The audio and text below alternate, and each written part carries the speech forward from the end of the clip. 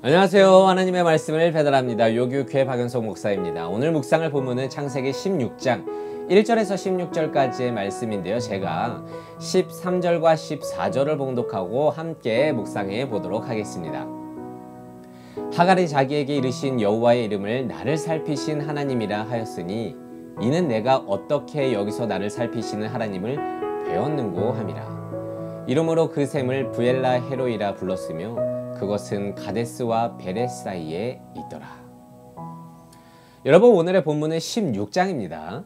아브람과 사레가 하나님의 언약을 기다리지 못하고 여종 하갈을 통해 이스마엘을 임신하게 되는 아주 유명한 장면이죠.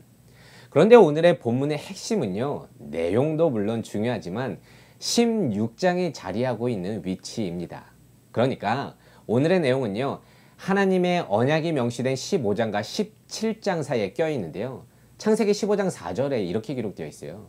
하나님의 말씀이 그에게 임하여 이르시되 그 사람이 내 상속자가 아니라 내 몸의 날짜가 내 상속자가 되리라 하시고, 창세기 17장 19절에는 이렇게 기록되어 있습니다. 하나님이 이르시되 아니라 내 아내 사레가 내게 아들을 낳으리니 너는 그 이름을 이삭이라 하라. 내가 그와 내 언약을 세우리니 그의 후손에게 영원한 언약이 되리라. 그러니까 이 주님의 언약 사이에서 그것을 믿지 못한, 기다리지 못한 인간의 실패를 소개하고 있는 것입니다. 인간의 실수. 그런데 이런 실패가 있을지라도 주님의 약속은 깨지지 않는다는 게 핵심입니다. 자신의 자녀를 향한 하나님의 열정과 그 열심이 그 모든 실수를 커버한다는 것이 중요 내용입니다. 그렇다고 오해하지 말아야 할 것은 어차피 커버해 주시니까 우리 마음대로 하라는 말이 아닙니다. 이는 우리를 사랑하시는 그 하나님이 얼마나 신실하신가를 보여주고자 하는 것입니다.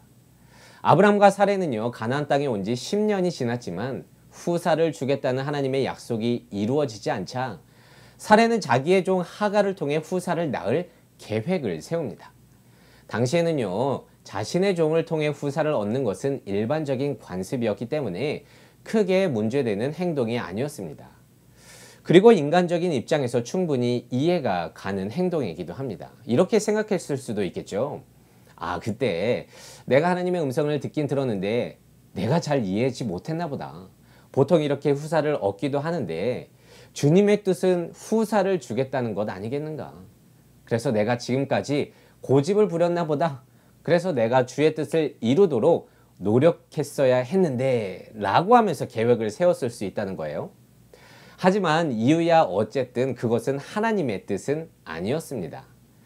그렇게 아브람과 사레는요, 인내하지 못했고 기다리지 못했습니다.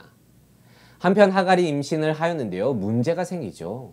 아이를 못 낳는 사레를, 그 주인을 무시했던 것입니다.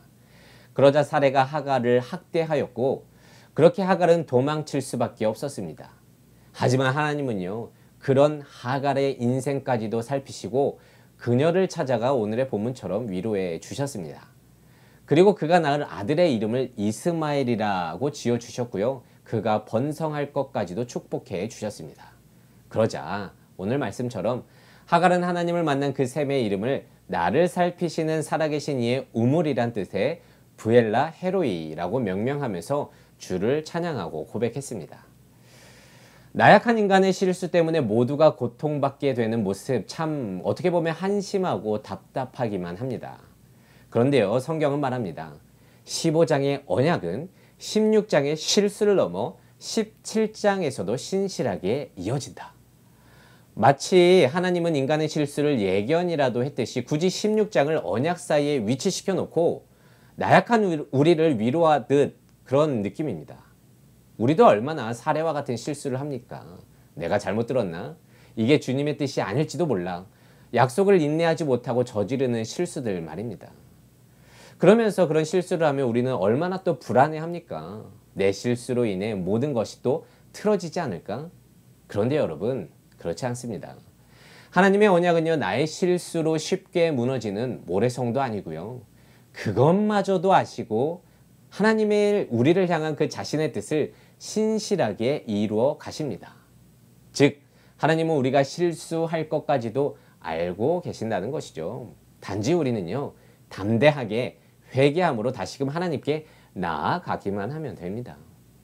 여러분 다시 말씀드리지만 하나님의 언약은요, 우리의 모든 실수를 뛰어넘으십니다. 인간의 나약함 속에서 저지르는 실수에 너무 자책하거나 그렇기 때문에 하나님을 떠나지 마시고요. 우리를 신실하게 사랑하시는 그 언약의 하나님을 일상 가운데서 바라보며 살아가는 우리 되길 원합니다. 그래서 오늘은요, 이런 기도를 하면서 하루를 보내길 원하는데요. 하나님, 나의 인내 없음과 나의 실수 속에서도 주의 언약을 이루시는 신실한 하나님을 신뢰하는 믿음을 허락하여 주시옵소서. 오늘도 이 말씀을 묵상하면서 한 날 승리하는 여러분들이 되시기를 진심으로 소망합니다.